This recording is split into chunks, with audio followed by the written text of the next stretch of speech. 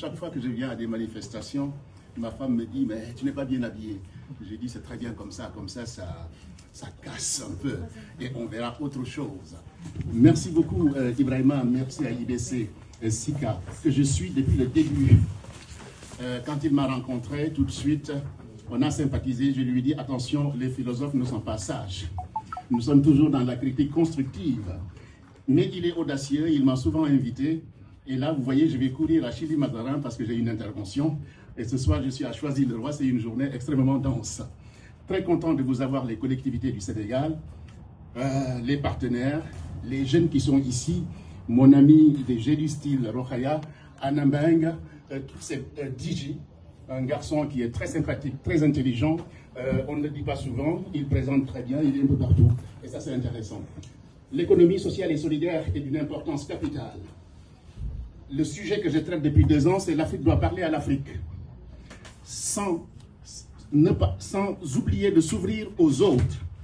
Nous avons tout en Afrique et je dérange beaucoup. Hier, j'étais en conférence avec des cadres et entrepreneurs de la diaspora qui m'ont sollicité pour travailler sur un concept et je leur dis, faites attention, le philosophe n'est pas toujours sage.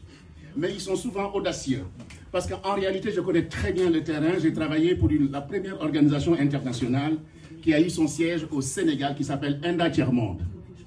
Donc je suis un philosophe pragmatique. Je connais très bien le terrain, je connais très bien la sociologie des gens, je travaille sur tous les domaines de la pensée, il suffit de taper Pape Bakary Sissoko et vous verrez. Je travaille beaucoup aussi sur les relations entre la diaspora et le pays d'origine. La diaspora est riche, nous ne sommes pas des ennemis du pays, nous sommes des collaborateurs. Nous savons faire beaucoup de choses. Dans la diaspora, il y a toutes les puissances. Chez les locaux, il y a toutes les puissances. Travaillons ensemble, en bonne intelligence. Je le dis partout et je ne le négocie pas. Nous ne sommes pas des ennemis du pays. Nous ne sommes pas les ennemis des autres pays. Nous devons collaborer en bonne intelligence dans ce qu'on appelle le win-win. C'est très important que nous soyons conscients et conséquents de ce que nous faisons. Mais pour cela, il faudra qu'on éduque nos jeunes. Monsieur, vous l'avez dit, à travers, comment dire encore, l'alternance. Nous ne donnons pas beaucoup de chance à nos jeunes. Nous ne donnons pas beaucoup de chance à nos jeunes. Rares sont mes compatriotes qui travaillent sur ce secteur. Rokhaya est là, prend souvent des alternants. Anambeng le fait beaucoup. Si nous n'ouvrons pas nos portes à nos enfants, qui seront demain les ministres, les médecins, les entrepreneurs? Ils ne seront pas, parce qu'ils ne verront pas d'exemple. Il faut ce qu'on appelle le modèle. Il faut le modèle. Il faut qu'on ouvre nos portes à nos enfants. C'est le cri de cœur que je lance. Et j'ai rencontré à Stuttgart cette jeune fille qui travaille sur le recyclage, qui m'a impressionné. Impressionné. Ce sont des jeunes de la diaspora qui essayent d'investir, d'innover et d'aller transformer le pays sans minimiser ceux qui sont dans le pays. J'ai dit, faites attention, le Sénégal est costaud.